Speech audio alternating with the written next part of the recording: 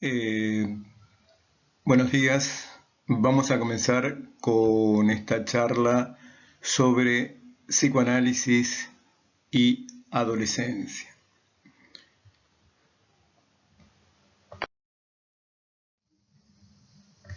Fundamentalmente me voy a ocupar de la adolescencia y el destino de pulsión, es decir, lo que Freud denominó defensa y luego Lacan va a llamar respuesta.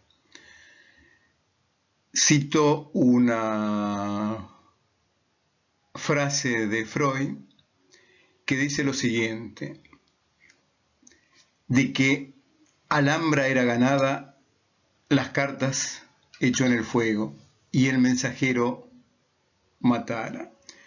Este es un fragmento de un romance moro español, Ay de mi Alhambra, se denomina, que es citado por Freud en 1936 y que describe, narra cómo el rey Boabdil fue afectado por una derrota que implicaba la pérdida de una ciudad que llevaba a la pérdida de su reinado, que obviamente él no quería abandonar.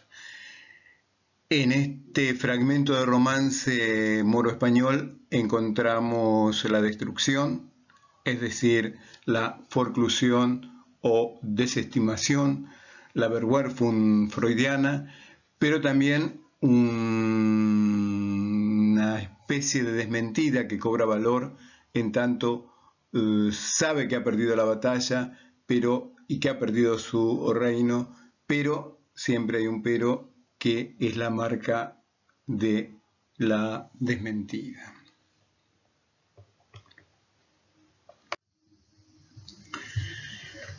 Voy a comenzar con una breve definición del adolescente como portador de lo nuevo, aquel que transporta o lleva lo nuevo o lo novedoso en un lazo social específico que es el del amo moderno, como lo denomina Lacan, es decir, el implicado en el discurso capitalista. Vamos a tomarlo como portador porque la etimología de adolescencia, implica el prefijo ad, que es transportar, llevar, y su articulación con óleo, el aceite, es decir, lo nuevo, lo novedoso, aquello que en los antiguos latinos permitió el pasaje de lo crudo a lo cocido, de la oscuridad a la luz. En este sentido, lo retoma Freud en Sobre la conquista del fuego de 1931. Allí comenta cómo Prometeo roba el fuego a los dioses. Este fuego es lo nuevo, lo novedoso, que es llevado a los hombres y por lo cual sufre una dura condena. Esta función es una respuesta del sujeto ante un núcleo real de gozo sumamente significativo. ¿Y a qué me refiero con esto de núcleo? Brevemente puedo decir que Freud apela para pensar el instrumento anímico a la geometría de Euclides, que implica las tres dimensiones, alto, ancho y profundidad, más podemos agregar el tiempo, a diferencia de la geometría topológica que va a utilizar Lacan.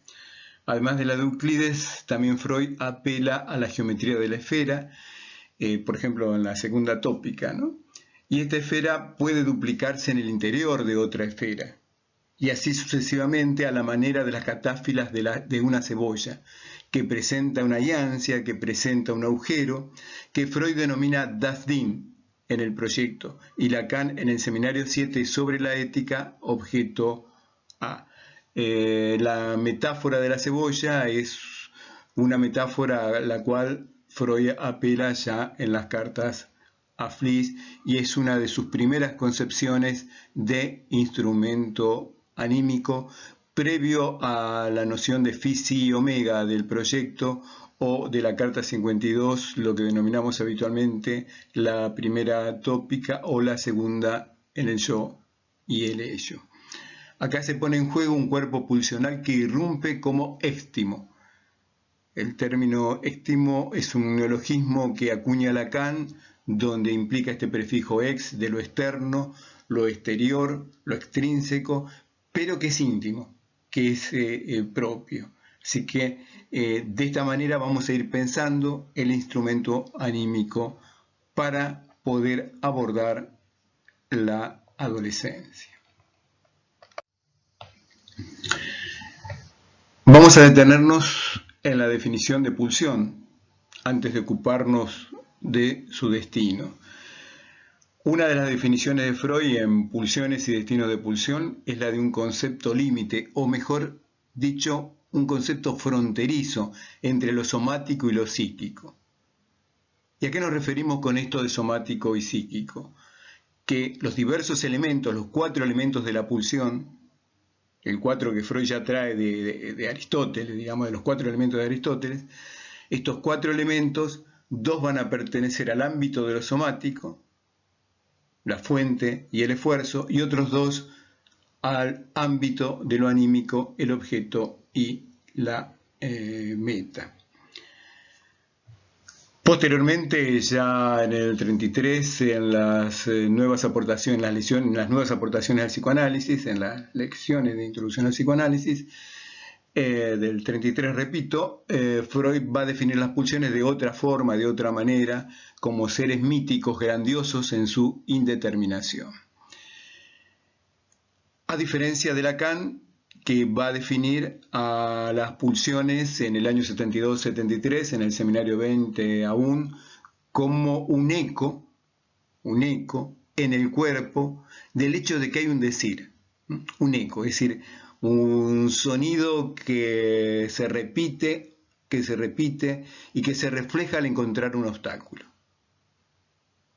Ahora bien, sabemos que tanto la teoría de Freud se basa en el Triet como la teoría de Lacan. Es decir, ambas son teorías energéticas, pero una energética singular que va a estar regulada, en el caso de Freud, por las frases, es decir, la representación es palabra, y en el caso de Lacan, esta energética va a estar regulada por el discurso, es decir, por el significante.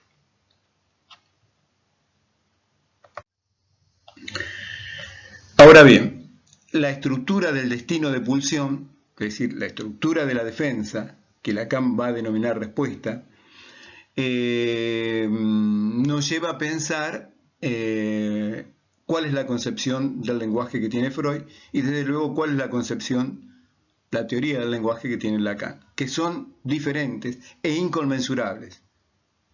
Una basada en la palabra, en la frase, y el otro basado en el significante. Sin embargo, ambas parten de la afasia.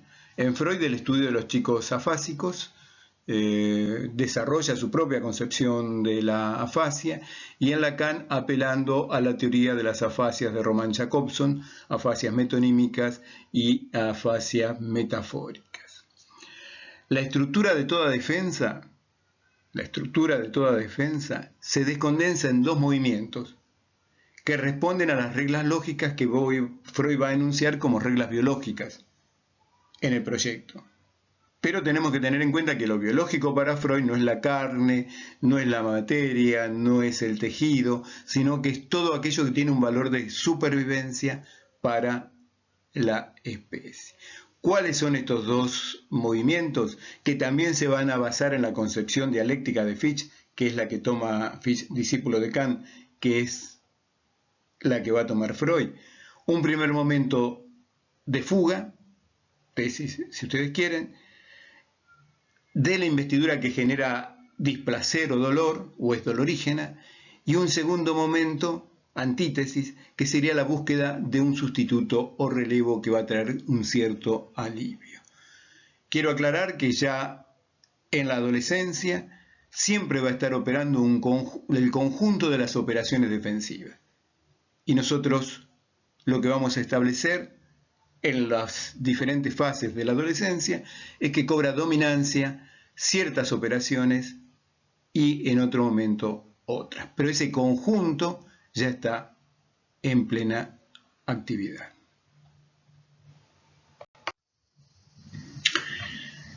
Vamos a encontrarnos que tanto en Freud y Lacan existen dos modelos o dos paradigmas de la defensa. El propuesto por von Clausewitz para la operación de la defensa en la guerra, es decir, es una concepción militar de la defensa, donde la función es rechazar y esperar. Esperar es un factor temporal, ¿no? Rechaza al enemigo y espera. La meta es negativa y solo procura conservar las posiciones establecidas. Esta es la concepción, la de Clausewitz, von Clausewitz, es la retomada por Freud y en un comienzo Lacan, aunque luego recurre a la concepción que voy a mencionar. La segunda, que es la que va a privilegiar Lacan, es la concepción elaborada de la defensa por la teoría inmunológica, que es una respuesta del sujeto a un antígeno, interno o externo al organismo. Entonces en Lacan lo que va a aparecer es una respuesta. Fíjense que en la concepción de defensa de Freud es una concepción que busca rechazar al enemigo y cuidar la posición. Se queda allí. En cambio, en la concepción de respuesta como defensa que va a tomar Lacan es una respuesta del sujeto a un antígeno, que puede ser interno o externo, y es diferente. Es otra concepción. Ahora bien, Freud en 1924, Neurosis y Psicosis, y en textos de la época, y en otros textos de la época, va a considerar que los destinos de pulsión, es decir, las defensas o las respuestas de Lacan, van a establecer o van a cobrar un rol significativo en el establecimiento de las diversas patologías o cuadros clínicos. Así va a estudiar Freud cuál es la posición de los amos del yo, de los amos del sujeto. Tenemos el ello, el superyo y la realidad exterior.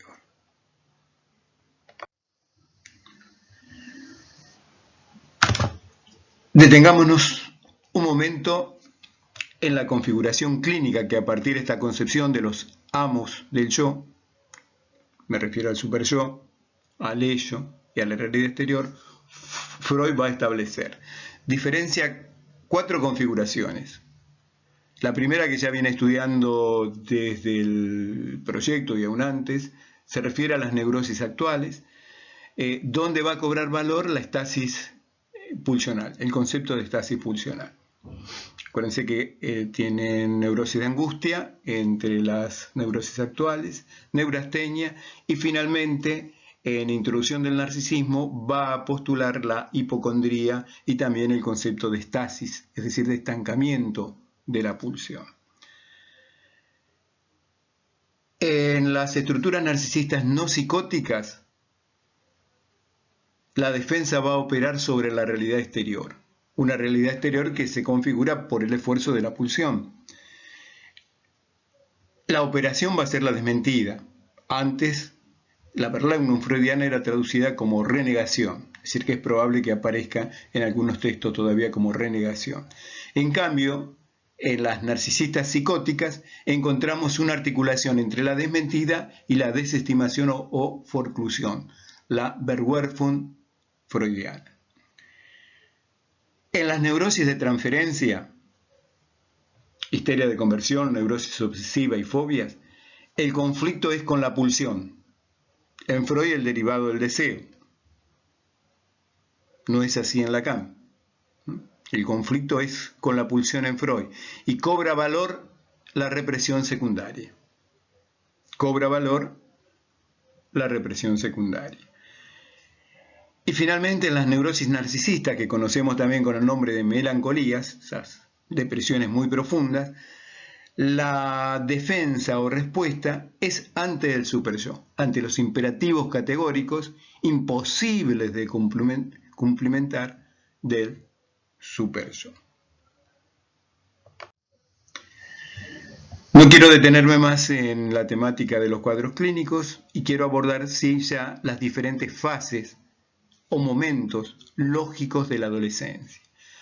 Nos vamos a encontrar que en la adolescencia temprana en un primer momento, alrededor de los 8 o 9 años, que está trabajado por Freud en el tercer ensayo de los 3 ensayos en Metamorfosis de la pubertad, nos dice que alrededor de los 8 o 9 años hay una activación de la tensión genital. Allí deriva un tiempo de estasis o estancamiento libidinal, pulsional. Luego la realidad exterior aparece como una amenaza, constituida vía pulsión. Es decir, esta realidad exterior tenemos que tener siempre en cuenta que es construida por la pulsión y o su derivado, el deseo. El sujeto se defiende mediante una variedad de actos, entre ellos la desmentida. Desmiente esta realidad exterior. Y en ocasiones la forclusión o desestimación. En un segundo momento o tiempo lógico vamos a hablar o lo vamos a denominar a este momento como adolescencia media. Lo peligroso va a estar dado por la pulsión, el deseo. En el sujeto se activan los actos de la represión secundaria y otros mecanismos para su protección, como la negación, el juicio de condenación, entre otros. Esta defensa es secundaria, la represión es secundaria y responde a los imperativos del superyo. Finalmente, en un tercer tiempo lógico, en la adolescencia tardía o juventud, la defensa o la respuesta se va a desplegar ante las exigencias del superyo, vía identificación secundaria. Cuando fracasa esta operación que va a permitir la constitución del nombre del padre, el sujeto va a tener otra opción, que es la de ser padre de su propio nombre. ¿Cómo va a ser padre de su propio nombre? Vía una identificación narcisista, con lo que salió de sí mismo, constituyendo el denominado sintón o suplencia del nombre del padre por Lacan en el seminario 23, el sintón.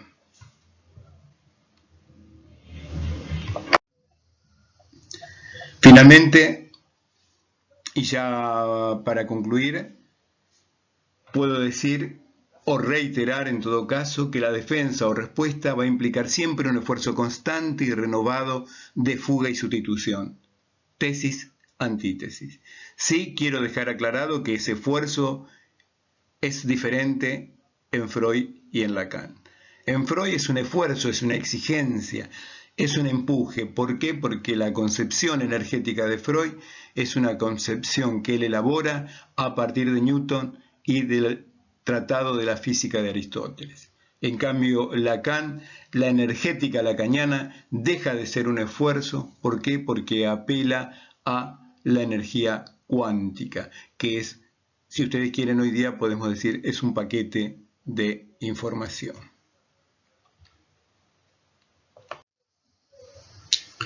Bueno, hasta aquí hemos llegado, les agradezco. Gracias.